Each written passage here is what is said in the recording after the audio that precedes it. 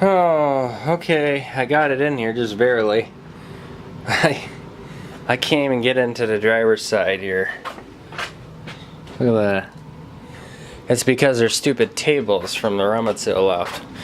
So I got it in here because I told you guys that the rear end kept locking up. So I'm gonna get some cardboard. I'm gonna crawl underneath and see if it's the brakes or if the rear end is going, which is the rear end bearings are noisy, or the transfer case is having an issue, or the posi rear end is locking, or it could be a number of things. So I'm gonna crawl underneath of there. I haven't had a chance to look at anything.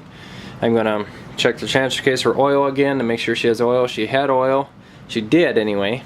I drove her from the farm and she kept locking up and sliding the wheels, like the bearings might be going bad inside the rear differential. So anyway, I'm gonna get ready and get going and start working on this thing. So let's get started and see what we find out on this thing. This stupid pig has cost me more money, I tell you, than any other vehicle I've ever owned. And this one has less miles than any other vehicle I've ever had too. So let's get started and be Psycho Dad Rex car. No, I'm not going to do that. It's a beautiful truck still. I still don't want to. So let's get started.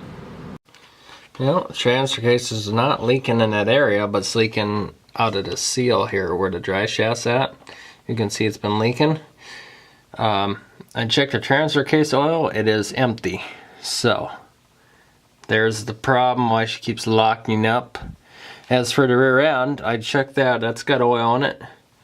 It has no play, but it still has play here. And I think that's kind of normal to have a little play. It's not a substantial amount like the old one, but transfer case is shot. And I just want to give a special shout out to my friend that was a dumbass and said that was the transfer case, so I replaced it for no reason. And he cost me about $800, plus another $800 again, plus this other pickup of ours. He cost us a hell of a lot of money and screwed us over too. So we're not doing no more business with that guy anymore. But just because he doesn't know what the hell he's doing and he just makes things worse for us when we don't have any money. And I don't have any money, so this pickup's gonna have to sit here this winter. I wanted to use this for a 4x4, but that doesn't look like it's gonna happen, because look at that. It don't look too good, does it? It wasn't that way before. I checked it a couple weeks ago, and I've just been driving it here just a couple times, not much, to the farm. And the farm is only 12 miles back and forth. So, yeah, it's not good. I looked at the engine underneath here. She's still leaking a little bit of engine oil. That's the rear engine seals out. It's a common Chevy thing. I see the axle seals are not leaking. That is amazing. So that's good. I haven't checked the back rear brakes yet, but I'm hoping that's not the issue. But as you can kind of see, I don't know, but you can see it's leaking there on the side where that pump rubbed through too. So it needs transfer case oil. That's a big sure. It's pretty low. But it shouldn't cause the rear end wheels to lock up like that. I still think it's something to do with the rear end bearings, because the rear end bearings have that howl when you go down the road. So that's probably needs to be replaced. I think this is the fuel canister right here that they said it needs replacing. If anybody on YouTube knows, it's a plastic black thing. Is that something I could do myself? Blow it out? Because I don't want to spend $500 for junk that I don't need for this vehicle. It's not worth it. They said it'll suck your plastic tank in, and he said it will cause the fuel pump to go out, which I probably believe so. But if that's the canister there, let me know, guys. Otherwise, I'll do it myself, because I'm not going to spend $500 whatever just for that. That's just bullshit. I'll do it myself. Save myself some money where this truck is just, it's been nothing but hell. Like I said, Avalanches are not really good. It looks like it is. You see that? I don't know. Can you see that the U-joint is shot? You can't see it, but it split apart there, so that's shot again. That's another $50 there. That's the third U-joint I put in that thing. I don't know what the deal is with these Chevys and U-joints, but Ford's never had problems with U-joints. I know that. I've never had a problem with that brown Ford diesel. We've never touched the transmission, the transfer case. We've never touched the U-joints. Everything's original, even the brakes too when we got it. So have no idea why these Chevys have these issues, but I don't know. Sickening. But let me check the back brakes here and we'll see what we find on them. But we know the transfer case is not very good now. Well, I do know what's wrong with it now. I inspected, muffler's in the way. I inspected the, ooh, that's bright. Light in my face. Bad lighting. I inspected the brakes in the back and they're very good shape. The rear end, however, I can't check that without taking it apart, but I checked it. She's got oil in it. And it does not have very much play here. It's up there where that transfer case is at. And I just happened to look at the exhaust here. And I'll flip the camera around. Sorry for looking stupid and bad. But it's a good thing I actually bought a car. Because I'm not going to have the money to replace this. But you can see the exhaust. Look at the oil there. Okay. Kind of see it. Well, look at there. That's the JB weld not holding. But it did pretty well for about 5 months. So that's pretty damn good. But, you know, you can't run it too long, but you can see she's been spraying on the exhaust there, and she's out of oil, and she's got tremendous play. So I'm assuming. Let's see if I can zoom in here, so you guys can look while I turn this a little bit. See, I'll go up here. You guys can't see because I'm turning the camera at the same time. Let me zoom out just a tad here. Let's see here. You can hear the slack. It doesn't wiggle up and down, but it's definitely something wrong in the transfer case. The whole housing is dirty. You can see it's been spraying oil. It's been spraying out of the seal from the slip yoke that goes in there. Here's the I believe this is a canister for the gas thing. If that is it, I'll do it myself. But back here is another thing back here, or the gas tank. And if that's a canister or what that is, I wouldn't think that'd be the fill pump, because I think that's internally inside. You can see the hoses kinda up there for the gas thing. The rear end looks really good. It's a little rusty. The calipers are brand new in the back. Brake pads are brand new, and the rotors look really good. I can't see the brakes sticking at all. I haven't seen where they got hot, but they've gotten hot before. So I'm leading up to this problem here, which I think is the biggest concern, is this thing right here, as you can see. And I think that's the problem. I think it's that transfer case is just locking her up, because she's low on oil, and that's not good. You can't run a transfer case. If you run her completely out of oil, that thing will explode. You'll have chains and everything and dry shafts going everywhere. So yes, I believe that is the issue. So we might have pinpointed it.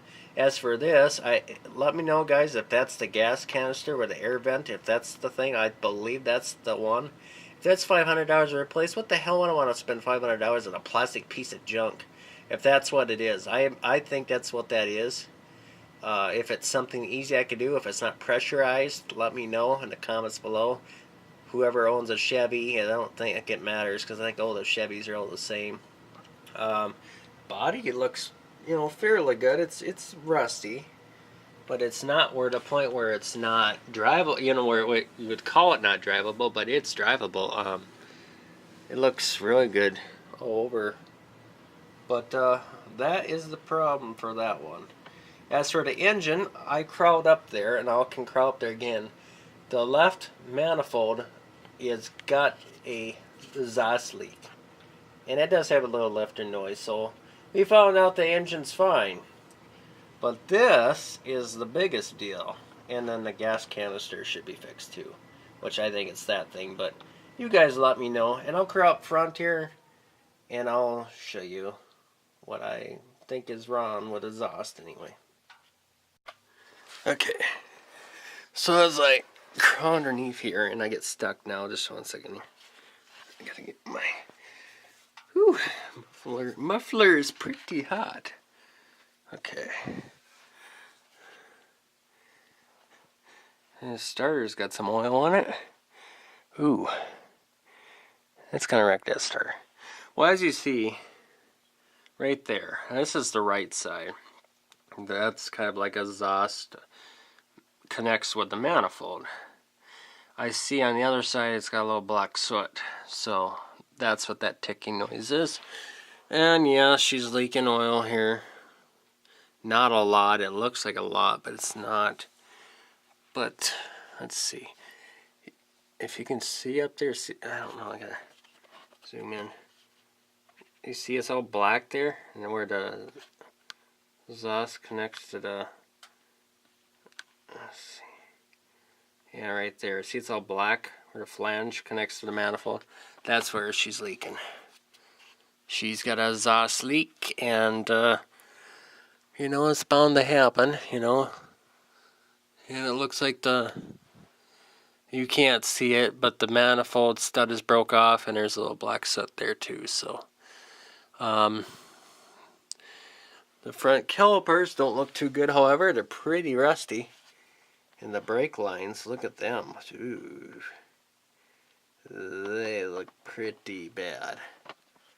They're not leaking yet, but they estimated online about $3,000 to fix the brake lines, which I believe so. Let's see here. The rear end is not leaking any oil. A little bit, but or the front end, I mean. So, but I know that it won't stay up, of course, where you want it to be. But oh, how the hell did that happen? Anyway, this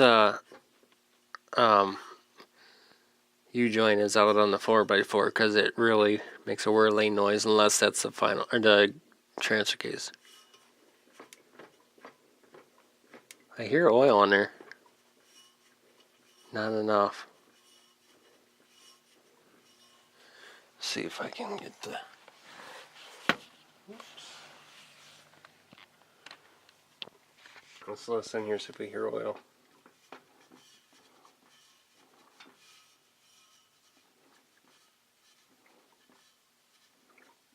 Yeah, there's oil in there.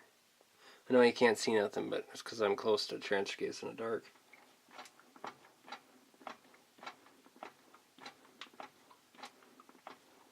Doesn't have much plate, actually. Really solid, but the rear end is.